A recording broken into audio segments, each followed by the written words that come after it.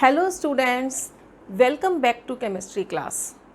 Today I will explain you structure of DNA. We will discuss the structure of DNA in two steps, primary and secondary. In previous video I have explained you about nucleotides. Nucleotides are the monomers of nucleic acids. तो यहाँ पर मैं आपको बता रही हूँ कि nucleotides किस तरह से आपस में जुड़कर प्राइमरी स्ट्रक्चर बनाएंगे डीएनए का। न्यूक्लियोटाइड के स्ट्रक्चर में मैंने आपको बताया था कि इसके अंदर एक शुगर होता है और उस शुगर के 1' पे जुड़ा हुआ होता है बेस और उसके 5' पे जुड़ा हुआ होता है फास्फोरिक एसिड। तो ये देखिए, ये एक न्यूक्लियोटाइड है, ये शुगर है, इसके 1' पर कोई एक बेस जुड़ा हुआ है AGTC में से और 5' पे जुड़ा हुआ है फास्फोरिक एसिड। इसी तरीके से ये दूसरा न्यूक्लियोटाइड है और इस न्यूक्लियोटाइड के अंदर भी एक बेस है, एक शुगर है और एक फास्फोरिक एसिड है। तो जब ये दो न्यूक्लियोटाइड आपस में जुड़ जाएंगे तो उसमें हमें एक डाई न्यूक्लियोटाइड मिलेगा। तो ये दो न्यूक्लियोटाइड आपस में कैसे जुड़ेंगे वो देखिए आप इसके अंदर कि ये जो फर्स्ट न्यूक्लियोटाइड है इसमें 3' पे क्या जुड़ा हुआ है OH ग्रुप, और जो ये दूसरा न्यूक्लियोटाइड है इसके फास्फोरिक एसिड का भी ये कौन सा ग्रुप है, OH ग्रुप है। और यहाँ से दोनों OH ग्रुप में से एक वाटर जो है वो एलिमिनेट हो जाएगा। ये देखिए इस तरीके से ये वाटर इसमें से क्या हो जाएगा, एलिमिनेट हो जाएगा। बिल्कुल उसी तरह से ये रिएक्शन हो रही है जैसे हमने प्रोटीन के प्राइमरी स्ट्रक्चर में बताया था कि जब दो अल्फ़ा एमिनो एसिड्स आपस में कंडेंसेशन पॉलीमराइजेशन करते हैं तो उनके बीच में एक बॉन्ड बनता है जिसको हम बोलते हैं पेप्टाइड बॉन्ड। ठीक उसी तरीके से यहाँ दो न्यूक्लियोटाइड के बीच में भी क्या हो रहा है, कंडेंसेशन पॉलीमराइजेशन, वाटर रिमूव हो रहा है और वाटर रिमूव होने के बाद एक बॉन्ड इसके अंदर बन रहा है और वो बॉन्ड है इसके अंदर ये वाला।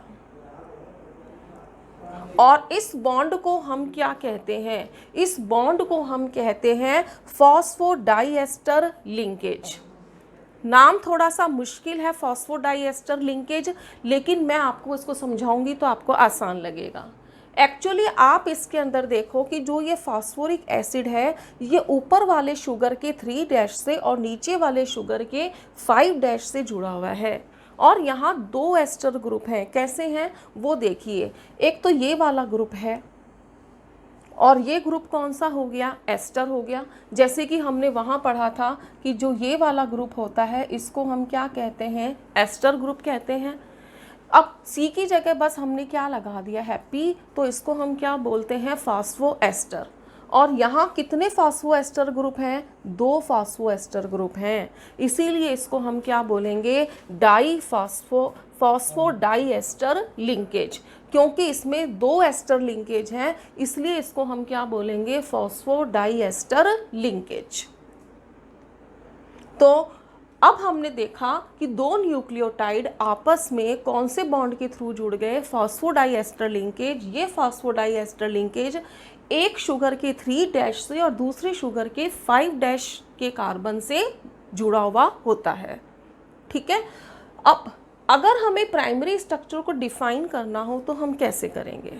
तो जब हम डीएनए का प्राइमरी स्ट्रक्चर करते हैं तो हमें उसी समय जो प्रोटीन है उसका भी प्राइमरी स्ट्रक्चर रिकॉल कर लेना चाहिए। जब हम दो चीज़ों को कंपेयर करके करेंगे तो वो हमें इजीली लर्न हो जाएगा। तो जो हमारा प्रोटीन में हमने प्राइमरी स्ट्रक्चर किया था उसमें मैंने आपको कहा था कि जो एमिनो एसिड्स होते हैं वो एक स्पेसिफिक सीक्वेंस में जुड़ते हैं जिसकी वजह से हमें प्रोटीन का प्राइमरी स्ट्रक्चर मिल रहा था। इन द सेम वे यहाँ पर भी एक स्पेसिफिक सीक्वेंस मिलेगी, लेकिन वो स्पेसिफिक सीक्वेंस किसकी होगी, बेसिस की होगी। वो जो स्पेसिफिक सीक्वेंस होगी वो यहाँ पर होगी बेसिस की। ठीक है, तो आप देखिए इसके अंदर एक्चुअली सबसे ऊपर क्या आ रहा है, फास्फोरिक एसिड, फिर क्या आ गया, शुगर, फिर क्या आ गया, फास्फोरिक एसिड, फिर क्या आ गया, शुगर, यानी कि शुगर और फास्फोरस मिलकर के एक पॉलीन्यूक्लियोटाइड चेन बना रहे हैं और उस चेन में शुगर से अलग अलग तरह के क्या जुड़े हुए हैं, बेस जुड़े हुए हैं, और इन अलग अलग बेसिस की स्पेसिफिक सीक्वेंस को ही हम क्या बोलेंगे, प्राइमरी स्ट्रक्चर ऑफ डीएनए। अगर इसको मुझे थोड़ा सा सिंप्लीफाई करके बताना है तो मैं आपको इस तरीके से बताऊंगी कि शुगर और फास्फोरस की क्या बनी हुई है, चेन बनी हुई है। ये तो हो गई हमारी पॉलीन्यूक्लियोटाइड चेन, और ये हमारा हो गया एक चेन जो किससे शुरू हो रही है, 5' से शुरू हो रही है और ख़त्म किसके ऊपर हो रही है, 3' पे ख़त्म हो रही है। आप देखिए यहाँ पर ये क्या है, 5' और ये क्या है, 3', यानी ये पॉलीन्यूक्लियोटाइड चेन जो है वो 5' से स्टार्ट हो रही है और ख़त्म किसके ऊपर हो रही है, 3' पे। और शुगर से यहाँ क्या जुड़े हुए हैं, बेस। सपोज करो यहाँ एक बेस जुड़ा हुआ है, से इट इज़ एडेनिन, या दूसरा बेस जुड़ा हुआ है, से इट इज़ गुआनिन, या तीसरा बेस जुड़ा हुआ है दैट इज़ साइटोसिन। तो इस बेस की सीक्वेंस को जो शुगर और फास्फोरस की बैकबोन से जुड़ी हुई है, उस सीक्वेंस को हम क्या बोलेंगे, primary structure of DNA. So this is all about the primary structure of DNA. दो बातें याद रखनी है हमको। It tells about the specific base sequence of sugar phosphorus backbone and the two nucleotides join together phosphodiester linkage. तो चलो अब हम करते हैं secondary structure of DNA. Secondary structure of DNA सबसे पहले एक्सप्लेन किया था 3 साइंटिस्ट ने। कौन कौन थे, वॉटसन, क्रिक एंड विल्किंस। इन 3 साइंटिस्ट ने सबसे पहले डीएनए का सेकेंडरी स्ट्रक्चर को स्टडी किया था, और उन्होंने ये बताया था कि जो डीएनए का स्ट्रक्चर है वो डबल हेलिकल होता है। डबल हेलिकल होता है। डबल हेलिकल का क्या मतलब है, देखो अभी हमने प्राइमरी स्ट्रक्चर करा तो हमें यहाँ एक सिंगल पॉलीन्यूक्लियोटाइड चेन मिली, और अगर ये इस दूसरी चेन इस तरह से आ जाए तो इस शेप को हम क्या बोलेंगे, डबल हेलिकल, क्योंकि इसमें 2 पॉलीन्यूक्लियोटाइड चेन्स जो हैं वो हेलिकल शेप में जुड़ी हुई हैं। तो वॉटसन, क्रिक एंड विल्किंस ने बताया कि DNA is not a single strand. एक वर्ड बोल रही हूँ मैं यहाँ पर, स्ट्रैंड। स्ट्रैंड का क्या मतलब है, STRAND। स्ट्रैंड का मतलब क्या है, पॉलीन्यूक्लियोटाइड चेन। तो DNA is not a single strand structure, it is a double stranded structure। और वो जो 2 स्ट्रैंड्स हैं वो कौन सी शेप में होंगे, हेलिकल शेप में होंगे। ये सबसे पहले किसने समझाया था, वॉटसन, क्रिक और विल्किंसन ने। ठीक है, अब क्या है कि जो ये 2 चेन है, ये एक चेन है और ये दूसरी चेन है, they will run in opposite direction. क्या मतलब हुआ कि अगर फर्स्ट चेन 5' से शुरू होकर के 3' पे ख़त्म होती है, जो दूसरी चेन है वो 3' से शुरू होकर किस पे ख़त्म होगी, 5' पे। यानी एक चेन 5' से जो है वो 3' की तरफ रन करेगी, और दूसरी चेन जो है वो 3' से लेकर के 5' के पर रन करेगी। ठीक है, तो अब इसके अंदर अगर हम सोचें कि अगर 2 स्ट्रैंड्स हैं और वो दोनों स्ट्रैंड्स हेलिकल शेप में हैं, तो वो कैसे एक दूसरे से जुड़े रहेंगे, कोई तो होगा जो उनको जोड़ के रखता होगा। तो इसके लिए वॉटसन, क्रिक एंड विल्किंस ने एक बहुत ही इम्पॉर्टेंट रूल बताया, प्रिंसिपल बताया, जिसका नाम क्या है, specific base pairing principle. Specific base pairing principle. इस प्रिंसिपल के अकॉर्डिंग क्या है कि जो एक स्ट्रैंड है उसके जो बेस हैं, ये जो हमारा एक स्ट्रैंड है इसके जो बेस हैं वो दूसरे स्ट्रैंड के जो बेस हैं उनके साथ क्या बनाएंगे, हाइड्रोजन बॉन्ड। याद करो, प्रोटीन में भी सेकेंडरी स्ट्रक्चर किसकी वजह से बन रहा था, हाइड्रोजन बॉन्ड की वजह से, और यहाँ पर भी सेकेंडरी स्ट्रक्चर ऑफ डीएनए भी किसकी वजह से बन रहा है, हाइड्रोजन बॉन्ड की वजह से। तो यहाँ हाइड्रोजन बॉन्ड किसके बीच में बनेंगे, बेसिस के बीच में। एक स्ट्रैंड का बेस और दूसरे स्ट्रैंड के बेस के बीच में क्या बनेंगे, हाइड्रोजन बॉन्ड। और ये बॉन्ड ऐसा नहीं है कि कोई भी बेस किसी भी बेस के साथ बना लेगा, ये स्पेसिफिक होंगे। स्पेसिफिक का क्या मतलब है कि एडेनिन किसके साथ जुड़ेगा, थाइमीन के साथ, और गुआनिन किसके साथ जुड़ेगा, साइटोसिन के साथ। किसके थ्रू जुड़ेगा? H बॉन्ड के थ्रू जुड़ेगा। एडेनिन और थाइमिन के बीच में 2 हाइड्रोजन बॉन्ड बनेंगे, जबकि गुआनिन और साइटोसिन के बीच में 3 हाइड्रोजन बॉन्ड बनेंगे। अब आपके दिमाग में क्वेश्चन आ रहा होगा कि एडेनिन थाइमिन से ही क्यों जुड़ रहा है और गुआनिन साइटोसिन से ही क्यों जुड़ रहा है, ये किसी और से क्यों नहीं जुड़ रहे? ये किसी और के साथ भी जुड़ सकते हैं, किसी और के साथ भी H बॉन्ड बनाते हैं, लेकिन सबसे स्टेबल H बॉन्ड कब बनेगा? जब वो एडेनिन और थाइमिन के बीच में बनेगा और गुआनिन और साइटोसिन के बीच में बनेगा। बिकॉज जब एडेनिन और थाइमिन के बीच में 2 हाइड्रोजन बॉन्ड बनते हैं तो वो एनर्जेटिकली मोस्ट स्टेबल होते हैं।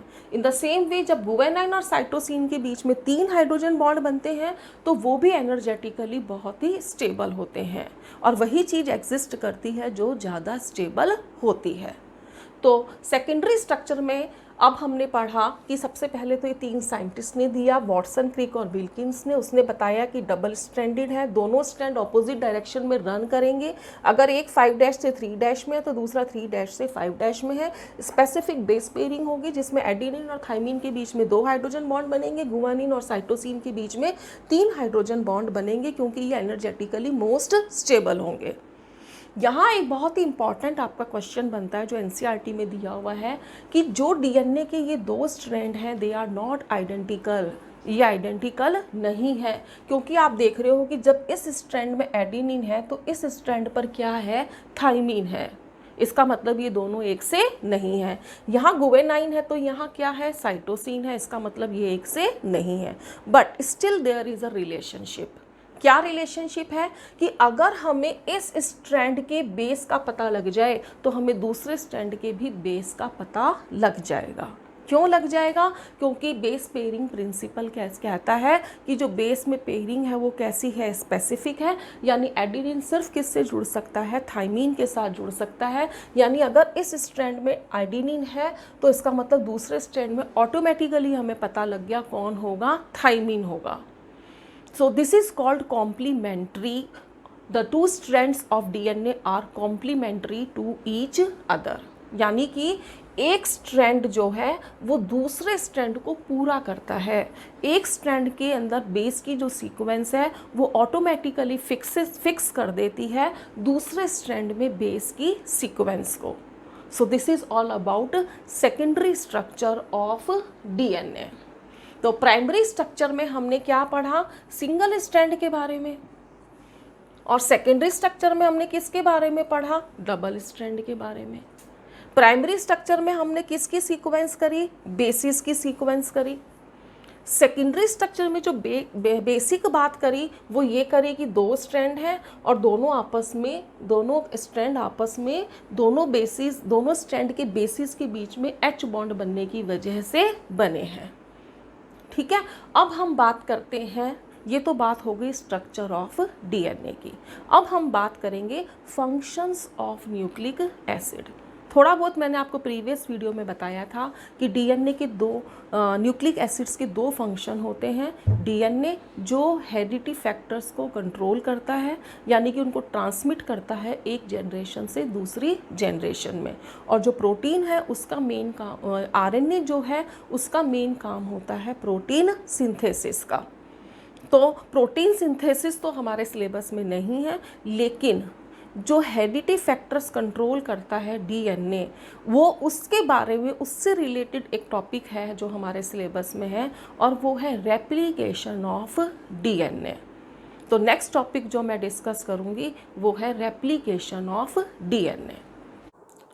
तो चलो स्टूडेंट्स, हम डीएनए का एक बहुत ही यूनिक फंक्शन है रेप्लिकेशन, उसको स्टडी करते हैं। ये बहुत ही इम्पॉर्टेंट है, तो ज़रा ध्यान से समझना इसको। रेप्लिकेशन क्या होता है? एक्चुअली डीएनए बिल्कुल अपनी जैसी की जैसी कॉपी बना लेता है, बिल्कुल अपनी फ़ोटोकॉपी बना सकता है हमारी बॉडी के अंदर।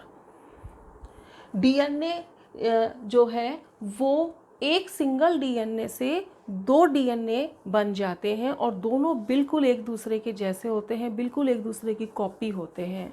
तो इस प्रोसेस को हम क्या बोलते हैं? Replication. The process by which single DNA molecule produces 2 identical copies of itself. जब एक डीएनए का मॉलिक्यूल बिल्कुल अपनी जैसी दूसरी कॉपी बना लेता है तो इस प्रोसेस को हम क्या बोलते हैं? रेप्लिकेशन। जो ये रेप्लिकेशन है इसका हमारी बॉडी में बहुत ज़्यादा इम्पॉर्टेंस है। हमें पता है कि हर स्पीशीज़ के अंदर क्रोमोसोम्स का नंबर फिक्स होता है। जैसे ह्यूमन बींग्स में नंबर ऑफ क्रोमोसोम्स 46 ये फिक्स होते हैं। किसी भी सेल में, किसी भी ह्यूमन बींग की किसी भी सेल के अंदर जो क्रोमोसोम्स की संख्या है वो 46 होती है। ठीक है।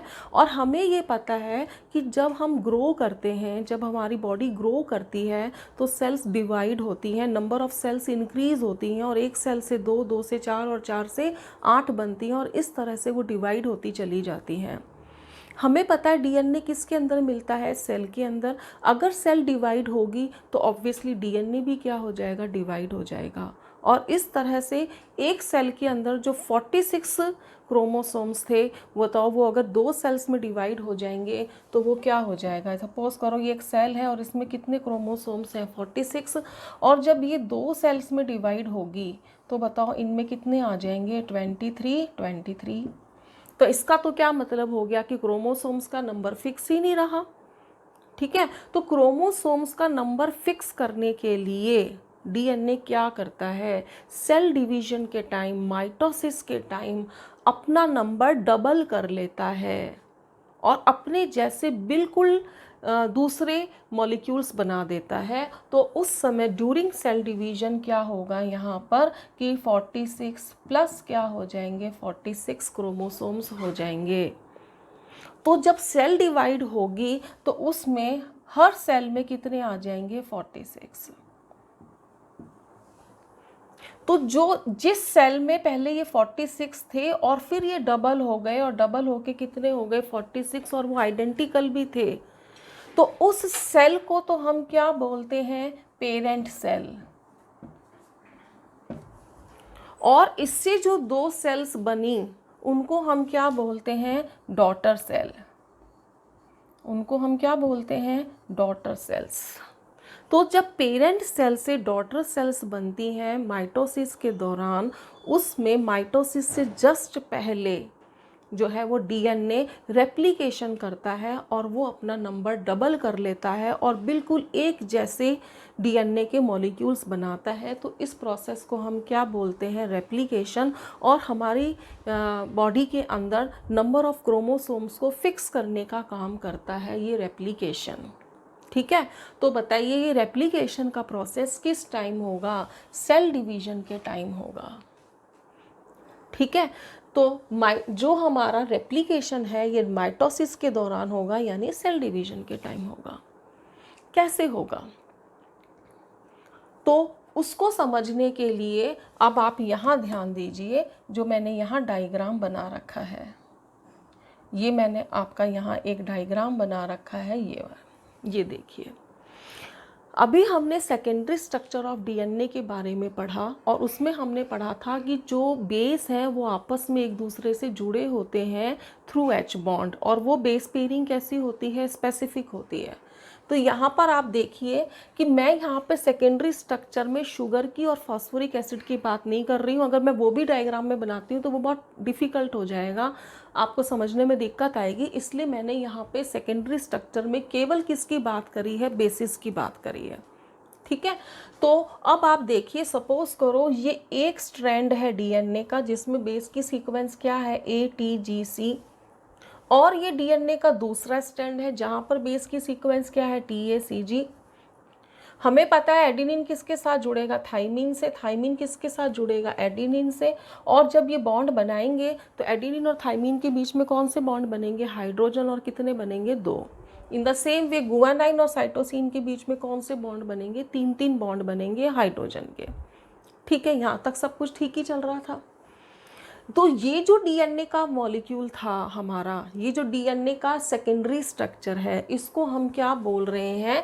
Parent DNA. इसको हम क्या बोल रहे हैं? Parent DNA. ठीक है। और ये स्ट्रक्चर जो है वो इसके अंदर है, जो हमने कहा था कि 46 है। ठीक है, तो 46 जो नंबर है वो किस में है, पेरेंट डीएनए के अंदर है। ठीक, अब जब ये एक सेल में है और जब सेल डिवाइड होती है तो उससे जस्ट पहले ये डीएनए क्या करेगा, रेप्लिकेशन करेगा और अपने नंबर्स को क्या कर लेगा, डबल कर लेगा। वो कैसे करेगा वो देखना है हमें। तो वो जैसे ही सेल डिवीजन का टाइम आता है तो वैसे ही एक एंजाइम की प्रेजेंस में ये जो एच बॉन्ड है ये टूटने शुरू हो जाएंगे। जब ये एच बॉन्ड टूटेंगे तो डीएनए के दोनों स्ट्रैंड एक दूसरे से क्या हो जाएंगे, सेपरेट हो जाएंगे, एक दूसरे से अलग हो जाएंगे। और इस तरह से हम देख रहे हैं कि डीएनए का एक स्ट्रैंड ये आ गया और ये डीएनए का दूसरा स्ट्रैंड आ गया और इनके बीच के बॉन्ड टूट गए, यानी दोनों एक दूसरे से क्या हो गए, सेपरेट हो गए। ठीक है, अब बेस पेयरिंग प्रिंसिपल के अकॉर्डिंग क्या होगा कि जो ये ओल्ड डीएनए का स्ट्रैंड है, यानी पेरेंट डीएनए का जो स्ट्रैंड है, ये अपना कॉम्प्लीमेंट्री बेस जो है उसको साइटोप्लाज्म में से जो है उसको सेलेक्ट कर लेगा, चूज कर लेगा और उसके साथ में क्या बनाएगा, बॉन्ड बनाएगा। तो एडिनिन किसके साथ बॉन्ड बना लेगा, थाइमीन के साथ। थाइमीन किसके साथ बॉन्ड बना लेगा, एडिनिन के साथ। और गुवानाइन किसके साथ बॉन्ड बना लेगा, साइटोसिन के साथ में। ठीक है, तो ये इसके साथ में क्या बना लेंगे, बॉन्ड्स बना लेंगे। और हम देखते हैं कि इसने एक नया स्ट्रैंड बना दिया और इसी तरीके से इसने भी एक नया स्ट्रैंड बना दिया। तो जो ये पेरेंट डीएनए था वो दो भागों में डिवाइड हो गया, एक ये और एक ये। इन दो भागों को हम क्या बोलते हैं, डॉटर डीएनए। और इस डॉटर डीएनए में एक स्ट्रैंड कैसा है, पुराना, और एक स्ट्रैंड कैसा है, नया है।